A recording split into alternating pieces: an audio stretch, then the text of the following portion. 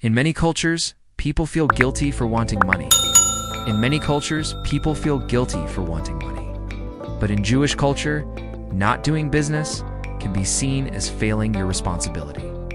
It's a completely different way of looking at wealth and work. Instead of seeing the pursuit of money as greedy, it's often viewed as a moral obligation to society. This idea flips a lot of common beliefs on their head. Let's think about how many societies view business. Often, there's this underlying suspicion. Wanting a lot of money is seen as selfish. The act of business is sometimes portrayed as exploiting others for profit, and rich people, they're often seen as takers, people who have accumulated wealth at the expense of everyone else. These feelings are deeply ingrained. We're taught that sharing is good and wanting more for yourself is bad. We feel a sense of guilt when we want to charge for our services or when we desire financial success. It's like there is a conflict between being a good person and being a successful business person. But in Jewish belief, the entire framework is different. Money isn't just a reward. It's seen as proof that you solved a real problem for someone. Profit isn't a sign of exploitation. It's a signal from society that what you created is valuable. If people are willing to pay you for something, it means you've successfully met a need. It's a transaction based on mutual benefit.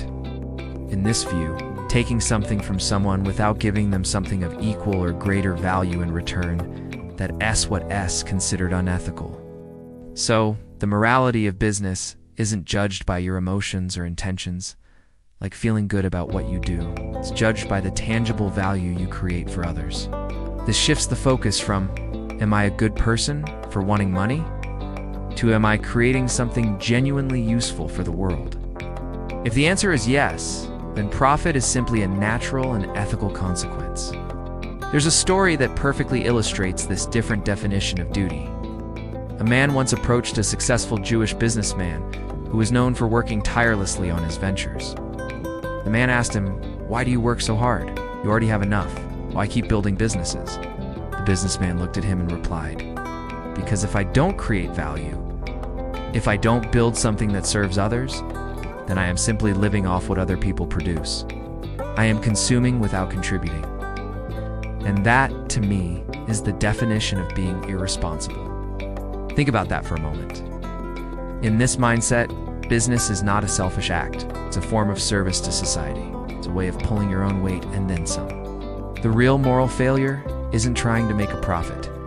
It's being dependent, relying on others, whether it's family, charity, or the state, without making a genuine effort to contribute back, is seen as avoiding one's duty.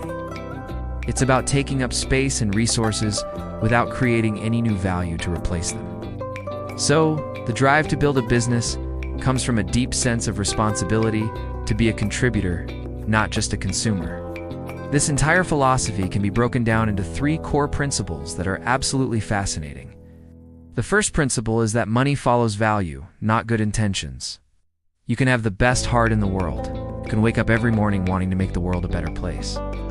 But if you don't create something that people actually find useful, something that solves a problem they are willing to pay to fix, your good intentions won't pay the bills. The market is brutally honest. It doesn't reward you for trying hard. It rewards you for being effective. This forces a focus on practical, real-world solutions rather than just abstract ideals.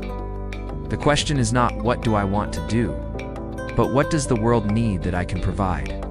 The second principle is that profit is ethical when the value is real. This is a huge one. So many people struggle with the idea of making a profit, feeling like they're taking too much. But in this framework, if people freely choose to pay you for your product or service, that profit is not exploitation. It's a confirmation of value. You made a rational decision that what you are offering is worth more to them than the money they are giving you. That's a fair exchange. Profit becomes a feedback mechanism. If profits are high, it means you're creating a lot of value. If profits are low or non-existent, it's a signal that you need to improve your offering. Profit is the applause of the marketplace.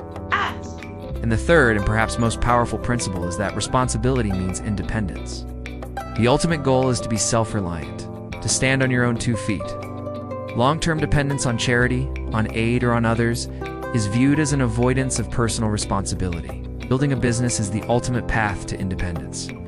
It not only provides for you and your family, but also creates jobs and opportunities for others. It builds self-reliance, it fosters dignity, and it allows you to contribute to the community in a meaningful way. You're not just taking, you're building the very engine of prosperity for everyone. So when you combine these principles, you can see why this mindset naturally creates entrepreneurs. Business isn't just a career path. It's seen as a duty, a responsibility. As a result, children are often encouraged from a young age to think in these terms. They might be encouraged to sell small items like lemonade or crafts. They might learn to act as a middleman, finding someone who needs something and connecting them with someone who has it, just taking a small fee for making the connection. They're taught to constantly look for simple problems they can solve. And crucially, failure in these little ventures is not seen as shameful. It's not a reflection of their worth as a person. Failure simply means the value proposition wasn't strong enough yet. The solution wasn't quite right, or the price was wrong, or the market wasn't ready. It's treated as data, a learning opportunity. The lesson is, go back, rethink, and try again. This creates a culture of resilience and experimentation. The result is that you raise proactive adults who see themselves as problem solvers, dependent children waiting to be told what to do. So how can we apply this mindset in our own lives today? It's incredibly relevant.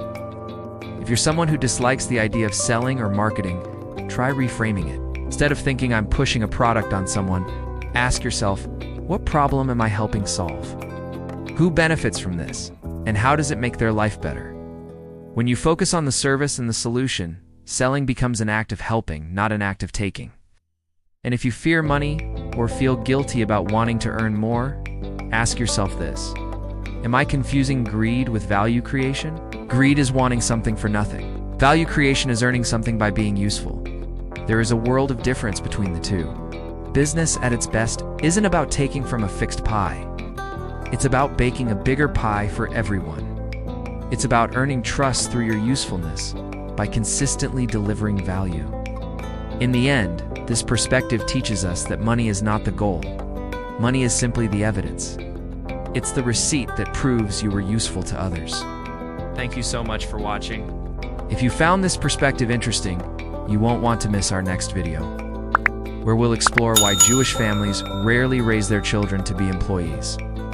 Don't forget to like and subscribe, and I'll see you in the next one.